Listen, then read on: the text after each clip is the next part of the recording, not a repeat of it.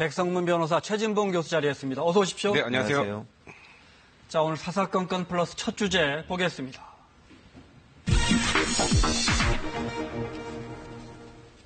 이명박 전 대통령이 아픕니다. 네. 지금 워낙 다른 큰 이슈들이 많아가지고 북미 대화도 있었고요. 뭐 월드컵까지 좀 재판 있는지도 모르겠어요. 네. 어제도 재판이 취소 연기됐더군요. 네. 이명박 전 대통령. 그러니까 이명박 전 대통령의 재판은 지난달 23일로 시작이 됐었습니다. 네. 근데 생각보다 이명박 전 대통령의 재판에 대해서 국민적 관심이 별로 없긴 했었어요. 네. 그리고 증거를 다 동의를 했습니다. 그러니까 그 의미는 검찰에서 얘기했던 사람들의 측근들의 진술은 그거 다 증거로 써라라고 인정을 한 겁니다. 그러면 증인신문을 안 해도 돼요. 그러니까 박근혜 전 대통령과 달리 주 2회만 재판을 하는데. 네, 빨리 끝난다. 네, 그렇죠. 빨리 끝나고 재판을 뭐 매일 하진 않아도 되는 정도의 상황이 되는 거죠.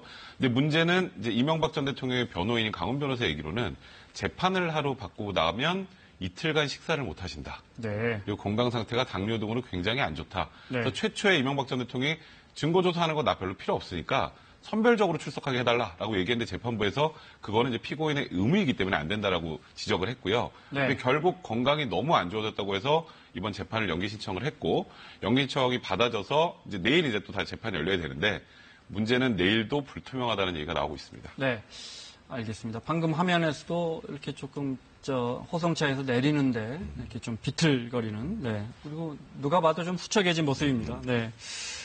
그러면 비교한 사진이 있군요. 네. 다른 사진을 봐도 상당히 지친 모습이 역력했습니다. 이명박 전 대통령 측 변호인 이야기 한번 들어보고 이야기 이어가겠습니다. 저녁 못 드시고 단 1분도 못 주무셨던 모양이에요. 3일에 한 번씩 재판인데 나와서 한 끼도 못 먹고 계속 이제 한 잠도 못 자고 하는 것이 반복되면은 못 견디실 것 같다고. 소변사한테 결론은 이렇게 몇 시간 동안 계속해서 앉아서 있는 것은 굉장히 무리다. 어떻게 보셨어요? 그러니까 저는 이명박 전 대통령이 사실 수감 생활을 하면서 여러 가지 뭐 밥도 잘 안 드시고 잠도 잘 못 주무시고 이런 얘기가 계속 나오지 않습니까?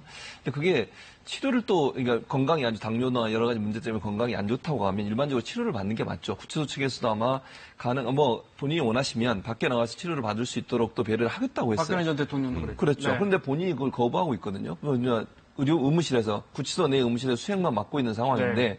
본인이 왜 거부할까 이런 생각이 들어요. 본인의 말은 이런 말이 들리고 있습니다. 특별 대우 받는 게 싫다. 뭐 그런 얘기 듣기 싫다. 특별 대우는 아니죠. 아프면 치료받는 것은 당연히 아무리 구치소에 있더라도 아픈 사람을 치료하는 것은 구치소의 업무 중에 하나이기 때문에 그리고 건강한 모습으로 열심히 재판 받아서 뭐가 잘못됐는지를 밝혀내야 되겠죠. 국민들이 가장 원하는 게 뭐겠습니까? 진실이 뭐냐 하는 걸 알고 싶어 하는 건데 그런 부분들에 대해서 제대로 해주지 않는 것은 좀 안타깝고요. 네. 혹시나 일부에서 이런 얘기가 있어요. 저렇게 이제 모습을 보여주다가 네. 병보석 신청하는 게 아닌가 그런 의문이 들거든요. 그래서 혹시나 저분이 또 이명박 전 대통령 측에서 저런 이유를 들어서 병보석이나 또는 이런 걸 신청해서 구속 상황을 좀 면해보는 게 아니냐는 의심이 들기 때문에 네. 그런 의심을 풀기 위해서라도 건강을 회복하시는 게 필요하다는 생각이 듭니다. 보석도 가능합니까?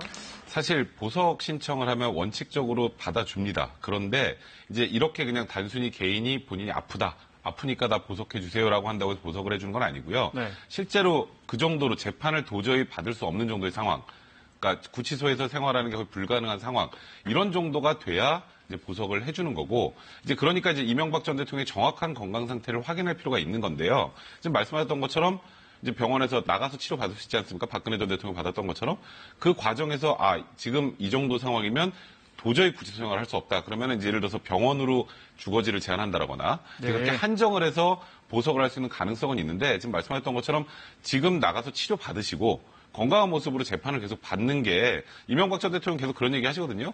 나는 특별대우 받는 거 싫다. 그래서 나는 여기서 수행만 받겠다. 그리고 재판도 어쨌건 아픈 날 아니면 나오긴 계속 나오고 계세요. 네. 그렇더라도 이게 지금 세간에 자꾸 병보석을 위해서 이러는 거 아니냐는 의심을 하는 이상 치료를 받아야 되는 상황이 되면 치료를 받는 게 그거는 국민의 권리이기도 합니다. 그러셔야 된다 생각이 듭니다. 알겠습니다. 이 사진 한번 볼까요? JP 장례식장에 빈소에 보내온 조화입니다. 네. 전두환 전 대통령만 해도 이렇게 대통령 전두환 12대 대통령인데 전직 대통령이라는 걸 뺐어요. 이런 것도 어떻게 보면 어떻게 보세요?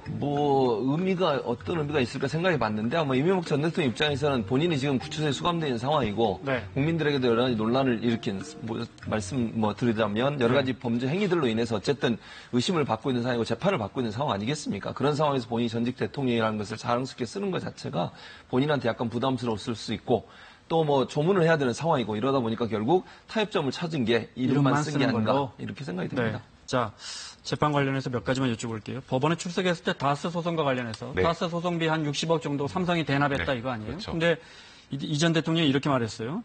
그 다스 재판 뭐라고 한 140억 받으면 받고 못 받으면 못 받는 거지. 내가 뭐 그 관심을 갖겠냐. 이 말은 그러니까 내가 뭐 그게 대단한 거라고 삼성한테까지 부탁해서 소송비 대신 60억 내달라고 했겠느냐 네. 이런 뜻입니까? 가로하고 다스가 내 것도 아닌데. 아 그렇군요. 그러니까 그게 포함되어 있는 거죠. 지금 네. 다스의 실소유주는 본인이 아니라고 계속 주장을 하고 있는 상황이고 네. 실소유주도 아닌데 거기다 금액도 140억 정도를 받으려고 네. 그것도 소송비를 본인이 내면 될 걸 굳이 뭐 제가 도와준다고 해서 내면 될 걸 삼성을 압박해서 소송비 60억 원을 대납을 시켰겠느냐. 그러니까 나는 그런 적이 없다. 그 얘기에서 연장선상으로 넘어가는 게 이 얘기를 최초로 했던 사람은 김백준 전 총무기획관입니다. 네. 김백준 전 총무기획관이 얘기를 하고 이학수 삼성전자 부회장도 맞다라고 확인서를 써서 줬죠. 네. 그래서 이제 검찰은 그 내용 기초로 하면 확실하다고 판단해서 기소를 했고. 화면에 나오는 사람입니다. 네, 김백준 맞습니다. 집사라고 불렸죠. 네, 그렇죠. 그리고 이명박 전 대통령 측도 김백준 총무기획관의 진술 증거 동의했습니다. 이제 그러면 이제 여기서 할 수 있는 게 하나밖에 없는 거예요.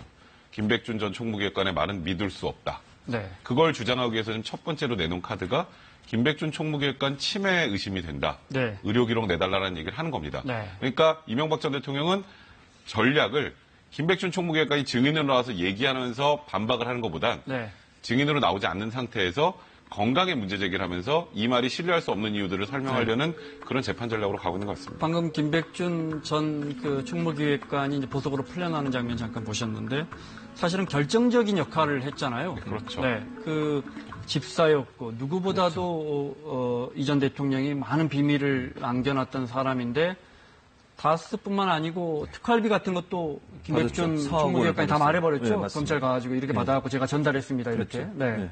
근데 그러면 이제 어떻게 합니까? 이 사람이 침해가 아닌가 변호사 측에서 그렇게 지금 의혹을 몰고 가는 제기했는데, 거죠. 네. 그러니까 지금 백성민 변호사 말씀하신 것처럼 기본적으로 이분의 어떤 건강 상태가 문제가 있다라는 걸 증거를 제시하면서 네. 아마 그분의 어떤 증언들을 탄핵하려고 하는 것 같은데 네. 이게 국민건강보험공단에 자료를 요청해서 재판부가 받았어요. 자료 네. 요청한 내용을 보면 2017년 10월부터 거기 보면 뭐 투약한 거라든지 이런 그런 게 다 나와요. 네. 그런데 2018년 1월까지 그 조사, 그러니까 건강 관련해서 뭐 진단을 받거나 아니면 치료를 받은 내용인데 그 중에 무슨 병명이 있냐면 경도 인지 장애라는 병명입니다. 이게 뭐냐면 정상 노화, 그러니까 나이가 들면 들수록 기억력이 떨어지는 건 일반적으로 일어나는 현상이잖아요. 네. 그 정상 노화와 치매의 중간 단계 정도는 된대요. 그러니까 네. 완전 치매라고 그렇게 병명이 나온 게 아니라 네. 그 노화와 치매 중간 단계 정도에 있는 분이다. 이렇게 지금 결론이 나와서 국민건강보험공단에 자료를 제출했습니다. 그렇다고 하면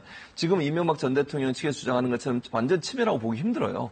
그러니까 기억력이 쇠퇴한 건 맞습니다. 그러나 치매에 걸려서 완전히 모든 걸 기억하지 못할 정도의 수준이 아니라는 거죠. 네. 그러니까 제가 볼 때는 또 검찰은 뭐라고 얘기하냐면 이 치료를 받기 전에 이미 조사가 이루어졌기 때문에 조사할 당시에는 훨씬 더 기억력이 또렷했다 이렇게 얘기를 하고 있는 상황입니다. 김백준 기획관이 그런 이야기도 했던 거 기억나거든요. 모든 진실이 밝혀지길 바란다. 네. 본인의 재판에서 얘기했었죠. 그랬죠. 반대로 말하면 MB 측에서는 김백준의 입을 막아야 한다.